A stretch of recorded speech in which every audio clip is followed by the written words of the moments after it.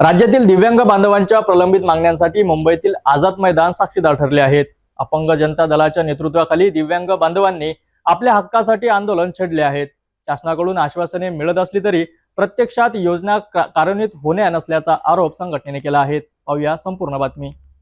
अपंग जनता दलाच्या राज्य कार्याध्यक्ष शेखर जाकीर शेख वजीर यांनी सांगितले की शासनाने दिव्यांगांसाठी अनेक योजना जाहीर केल्या असल्या तरी प्रशासनाच्या दिरंगाईमुळे त्या प्रत्यक्षात लाभार्थ्यांपर्यंत पोहोचत नाहीत। या निषेधार्थ आणि प्रलंबित मागण्यांसाठी दिव्यांग बांधवांनी क्रांती आंदोलन केले। आंदोलनात बाळासाहेब लांडे, लक्ष्मण वाघे, शेख कलीम, राजीव शाह, राहुल वानखडे, निवृत्ती शेळके, कृष्णा राऊत, रमेश सोनवणे, दीपक जाधव यांच्यासह मोठ्या संख्येने दिव्यांग बांधव सहभागी झाले होते।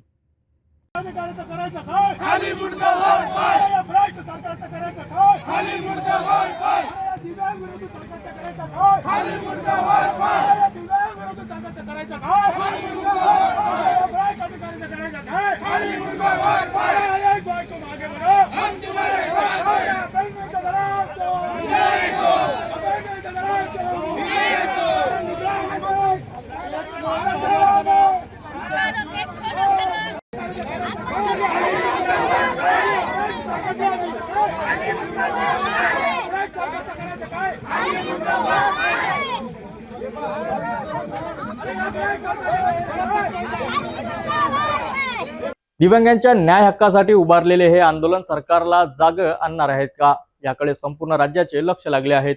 प्रशासनाने तातडीने पावले उचललीत नाहीत तर आंदोलन आणखी तीव्र होईल असा इशारा सुद्धा यावेळी अपंग जनता दलाने दिला आहे। पुढील घडामोडींसाठी आम्ही तुम्हाला अपडेट देत राहू। पाहत राहा सिटी न्यूज।